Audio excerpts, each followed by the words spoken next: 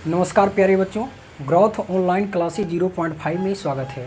तो आज हम जानेंगे क्लास 10 के लिए प्रकाश की परावर्तन से है चैप्टर प्रकाश के परावर्तन से क्वेश्चन है बाबू कि प्रतिबिंब क्या है और यह कितने प्रकार के होते हैं। यानी सवाल है कि प्रतिबिंब क्या है और यह कितने प्रकार के होते हैं। तो सवाल से पहले बाबू कुछ हमें जान लेना होगा कि प्रतिबिंब है क्या, है ना। तो बाबू आपको ये फिगर दिख रहा होगा, ये एक है और ये दो है ना। तो ये दोनों जो है ना अवतल दर्पण ही है। क्या है? अवतल दर्पण ही है। तो पहला फिगर में हम देखते हैं बाबू कि ए बी एक वस्तु है, ए बी एक वस्तु है ना, जो वक्रता केंद्र यानी सी जो है ना वक्रता केंद्र है, वक्रता केंद्र और अनंत के बीच रखी गई है। वस्तु को कहाँ रखी गई है? वक्रता केंद्र और अनंत के बीच।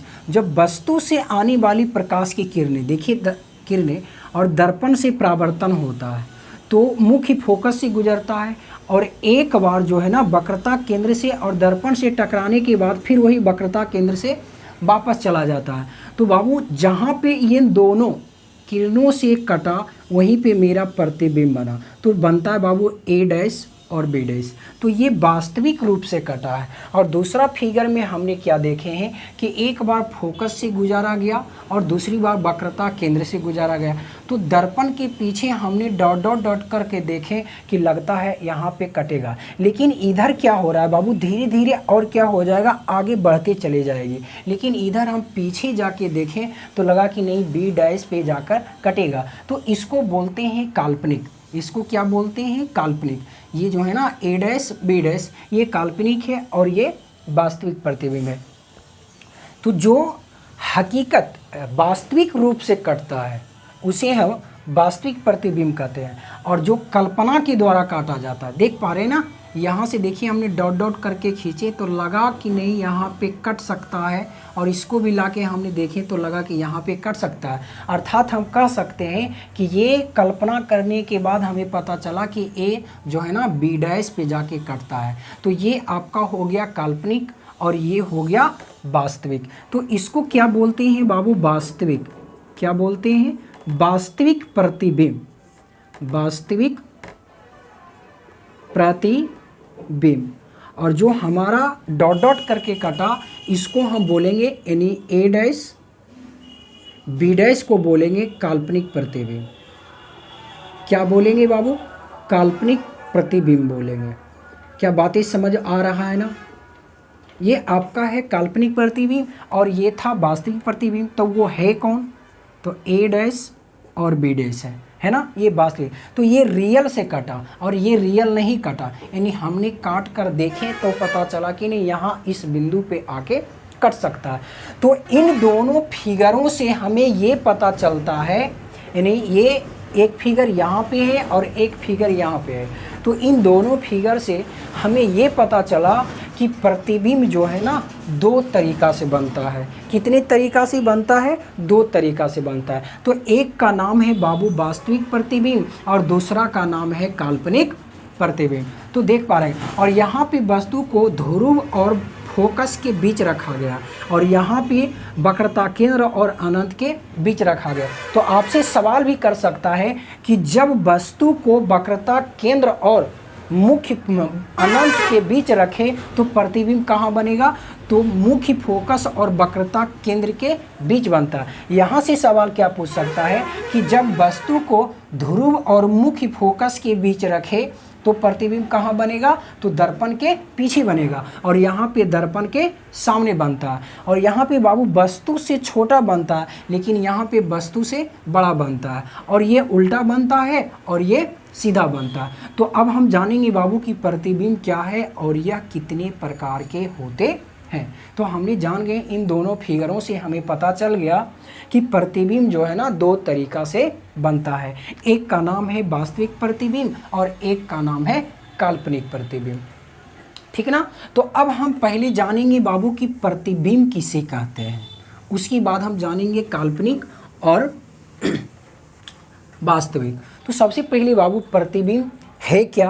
प्रतिबिंब तो लिखेंगे बाबू वस्तु से वस्तु से, यानी वस्तु से आने वाले प्रकाश की किरणें दर्पण से परावर्तन के बाद जिस बिंदु पर कटती है या कटती हुई मालूम पड़ती है उसे हम प्रतिबिंब कहते हैं। तो लिखेंगे वस्तु से निकलने वाली या आने वाली, वस्तु से निकलने वाले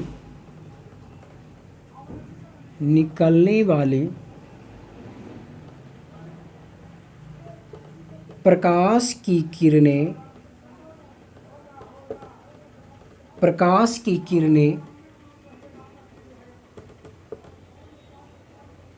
दर्पण से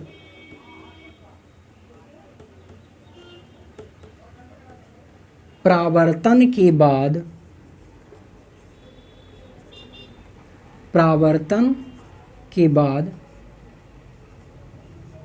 जिस बिंदु पर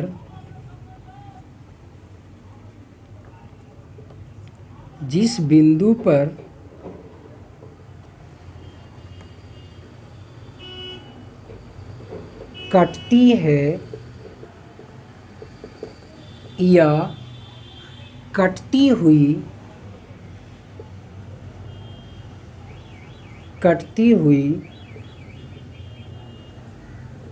मालूम पड़ती है उसे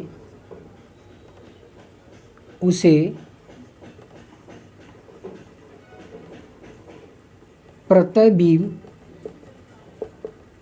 कहते हैं। तो फिर से इसको देखिएगा कि प्रतिबिंब क्या है। तो वस्तु से निकलने वाले प्रकाश की किरणें दर्पण से परावर्तन के बाद जिस बिंदु पर कटती है या कटती हुई मालूम पड़ती है उसे प्रतिबिंब कहते हैं। तो इसके बाद आएगा बाबू कि यह दो प्रकार के होते हैं। तो नंबर 1 क्या आता है बाबू? तो नंबर 1 आता है वास्तविक प्रतिबिंब। क्या आता है? वास्तविक प्रतिबिंब आता है। और दूसरा होता है बाबू काल्पनिक प्रतिबिंब।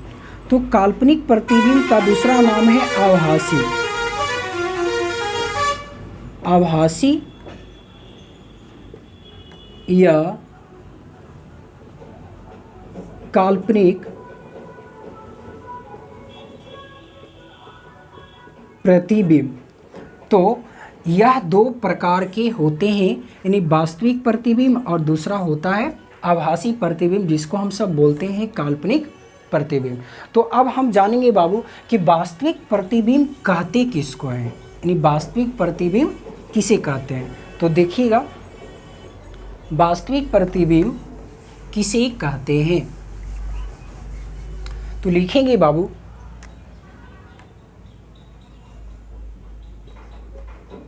वास्तविक प्रतिबिंब। तो इसका परिभाषा क्या होगा? तो लिखिएगा वस्तु से निकलने वाली प्रकाश की किरणें दर्पण से परावर्तन के बाद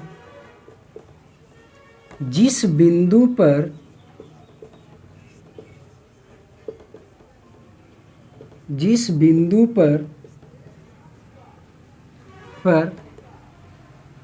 वास्तविक रूप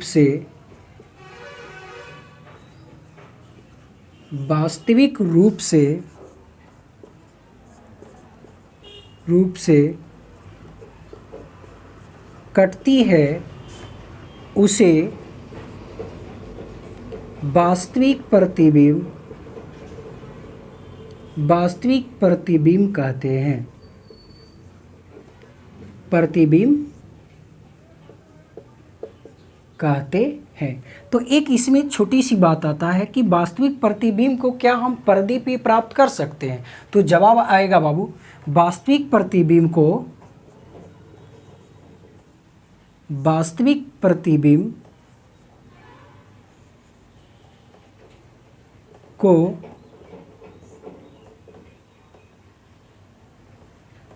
पर्दे पर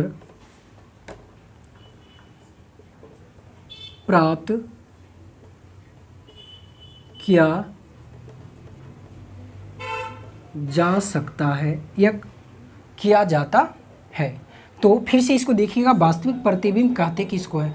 तो वस्तु से निकलने वाली प्रकाश की किरणें दर्पण से परावर्तन के बाद जिस बिंदु पर वास्तविक रूप से कटती है उसे वास्तविक प्रतिबिंब कहते हैं। तो वास्तविक प्रतिबिंब को पर्दे पर प्राप्त किया जा सकता है ना। तो दूसरा हमने क्या पढ़े थे बाबू? दूसरा हमने पढ़े थे कि काल्पनिक प्रतिबिंब क्या है। काल्पनिक प्रतिबिंब क्या है? तो सवाल पूछेगा कि काल्पनिक प्रतिबिंब क्या है? काल्पनिक प्रतिबिंब, तो परिभाषा क्या लिखेंगे बाबू? वस्तु से निकलने वाली प्रकाश की किरणें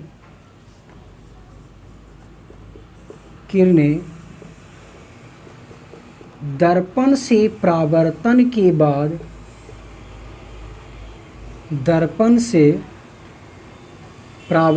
के बाद जिस बिंदु पर कटती हुई मालूम पड़ती है उसे काल्पनिक प्रतिबिंब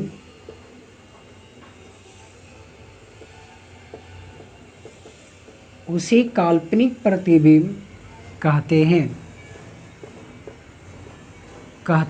हैं। इसे पर्दे पर प्राप्त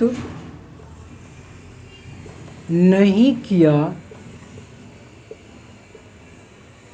जा सकता है।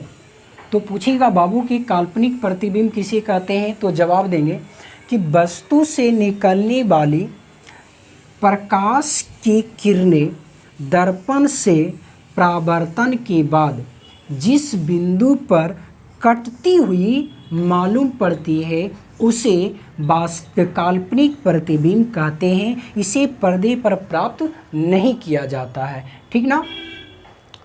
तो इसे पर्दे पे प्राप्त नहीं किया जाता है। एक सवाल पूछता है इसमें बाबू कि काल्पनिक प्रतिबिंब और वास्तविक प्रतिबिंब में अंतर स्पष्ट करें। तो इसके बारे में हम कल पढ़ेंगे। Okay, bye bye, thank you.